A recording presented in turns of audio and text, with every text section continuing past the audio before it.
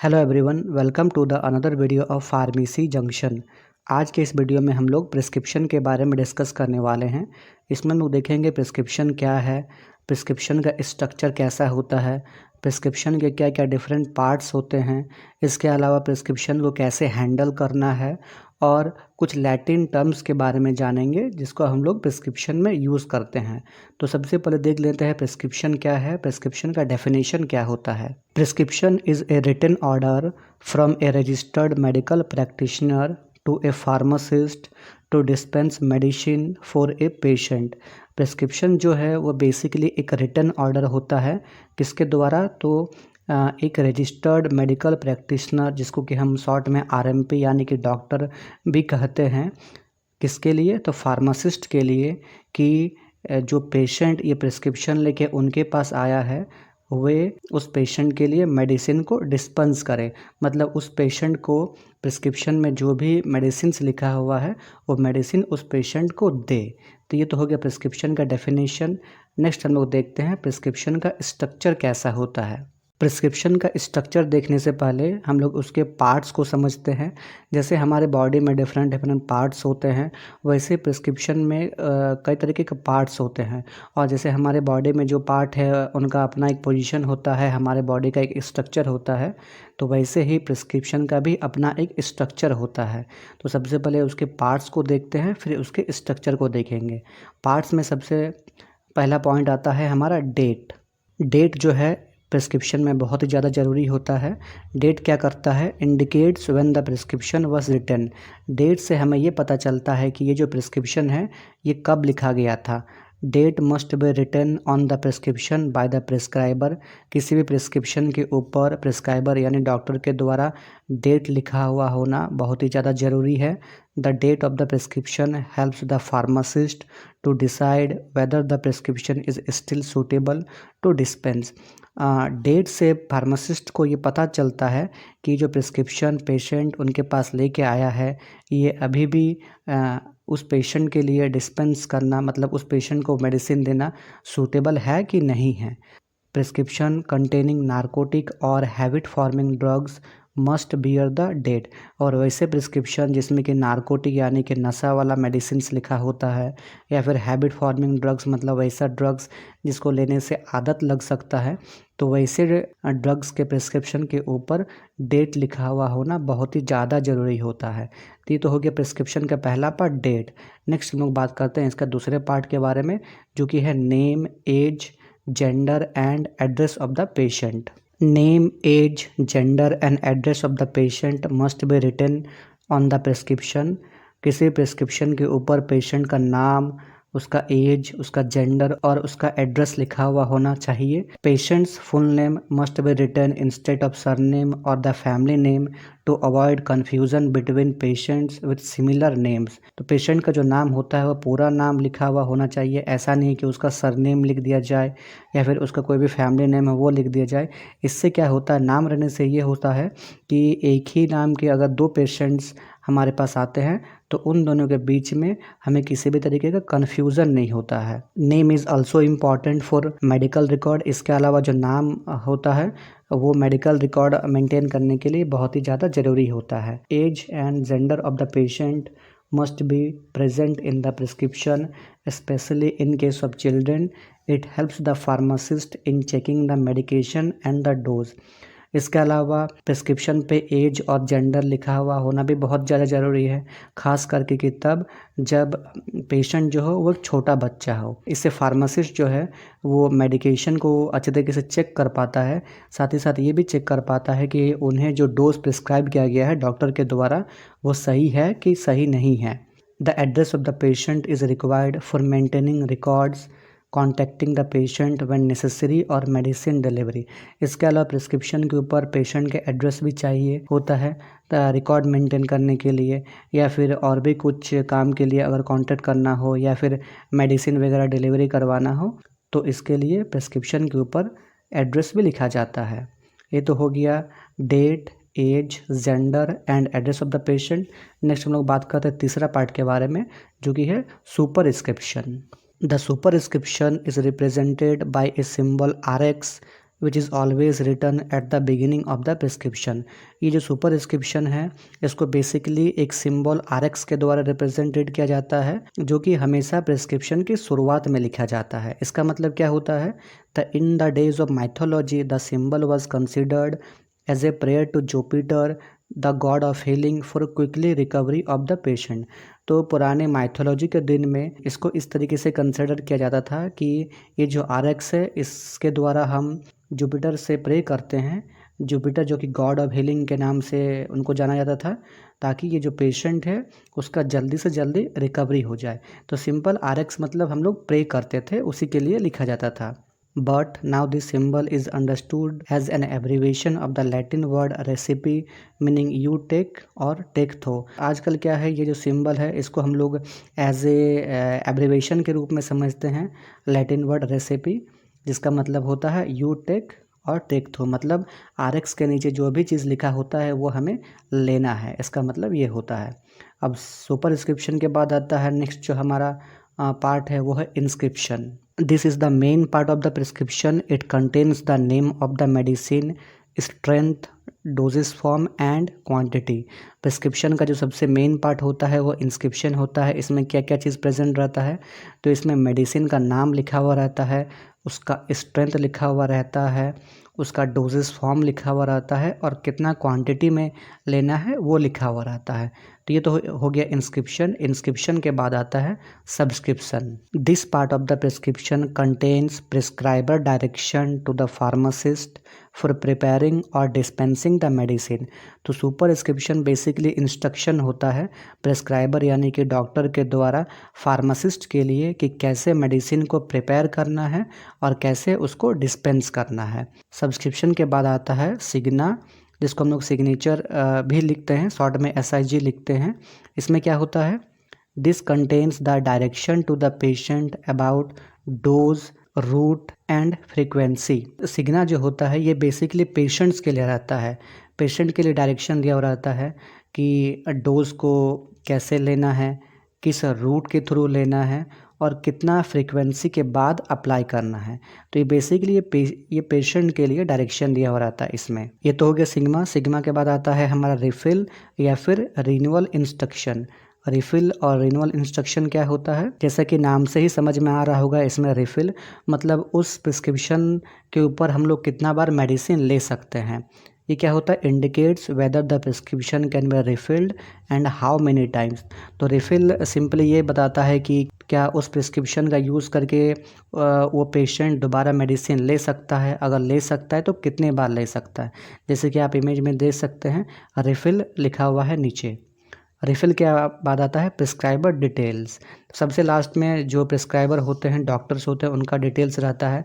जैसे कि इसमें डॉक्टर का नाम रहता है, उनका क्वालिफ़िकेशन रहता है, उनका रजिस्ट्रेशन नंबर रहता है, साथ ही साथ उनका सिग्नेचर के साथ साथ उनका सील भी रहता है। ठीक है, तो ये तो हो गया हमारा डिफरेंट पार्ट्स जो कि प्रिस्क्रिप्शन के अंदर प्रेजेंट रहता है। अब हम लोग बात करते हैं इसके स्ट्रक्चर के बारे में।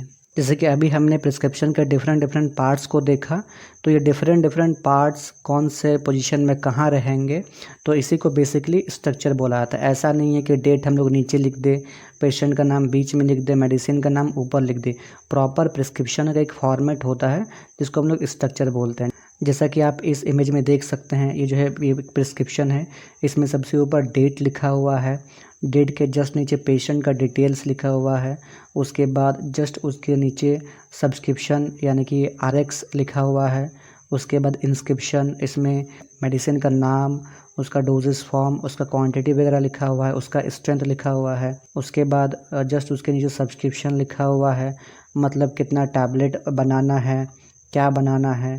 उसके बाद उसके नीचे सिग्मा दिया हुआ है, इसमें बेसिकली पेशेंट के लिए रहता है कि कैसे डोज, कैसे मेडिसिन को यूज़ करना है।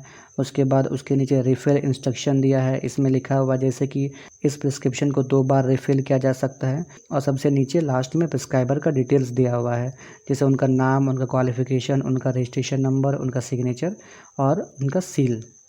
तो ये तो हो गया प्रिस्क्रिप्शन का स्ट्रक्चर। अब हम बात करते हैं हैंडलिंग ऑफ प्रिस्क्रिप्शन के बारे में। हैंडलिंग ऑफ प्रिस्क्रिप्शन मतलब क्या होता है कि एज ए फार्मासिस्ट जब आपके पास कोई भी प्रिस्क्रिप्शन आएगा तो उसको कैसे हैंडल करना है, कैसे पेशेंट के लिए मेडिसिन को डिस्पेंस करना है। The following procedure should be adopted by the pharmacist while handling the prescription. तो कुछ प्रोसीजर के बारे में बताया गया, कुछ पॉइंट दिया गया है, तो ये पॉइंट को ध्यान में रखते हुए हमें किसी भी प्रिस्क्रिप्शन को हैंडल करना है। क्या क्या पॉइंट है? तो सबसे पहला पॉइंट है रिसीविंग, नेक्स्ट है रीडिंग एंड चेकिंग, नेक्स्ट है collecting and weighing the materials, last है compounding, packaging, labelling and dispensing. तो ये कुछ पॉइंट्स है, इन पॉइंट्स को हम लोग एक एक करके डिटेल में जानते हैं। सबसे पहला पॉइंट है receiving. The prescription should be received by the pharmacist from the patient. तो कोई भी पेशेंट जब प्रिस्क्रिप्शन लेके आता है तो फार्मासिस्ट को ही प्रिस्क्रिप्शन को रिसीव करना होता है। While receiving a prescription, the pharmacist should not change his facial expression because it gives an impression to the patient that he is surprised or confused after seeing the prescription. जब आप pharmacist के रूप में patient से prescription receive कर रहे होंगे तो इस बात का खास ध्यान रखना है कि आपको अपना फेशियल एक्सप्रेशन किसी भी तरीके से चेंज नहीं करना है।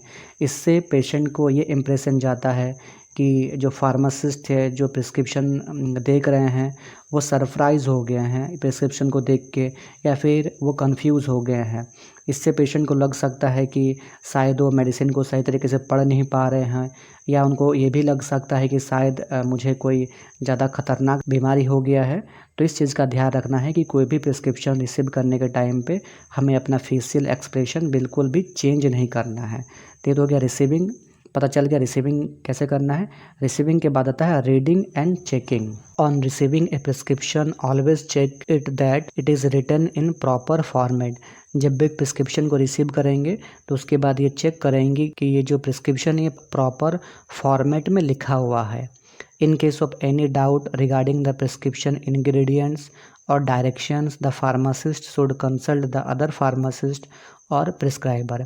अगर प्रिस्क्रिप्शन में किसी भी तरीके का डाउट है उसके इंग्रेडिएंट्स के रिलेटेड या फिर डायरेक्शन मतलब कैसे देना है, कैसे मेडिसिन को बनाना है उसके रिलेटेड, तो जो फार्मासिस्ट है उनको ये गेस नहीं करना है कि ये लिखा है, बल्कि उन्हें उनके साथ जो साथी फार्मासिस्ट है उनके साथ कंसल्ट करना है, या फिर जो डॉक्टर जिन्होंने उसको प्रिस्क्राइब किया है, जिन्होंने उसको लिखा है, उनके साथ कांटेक्ट करना है। पहला पॉइंट हो गया रिसीविंग। रिसीविंग करने के बाद उसको अच्छे से पढ़ लेना है, रीडिंग एंड चेकिंग कर लेना है।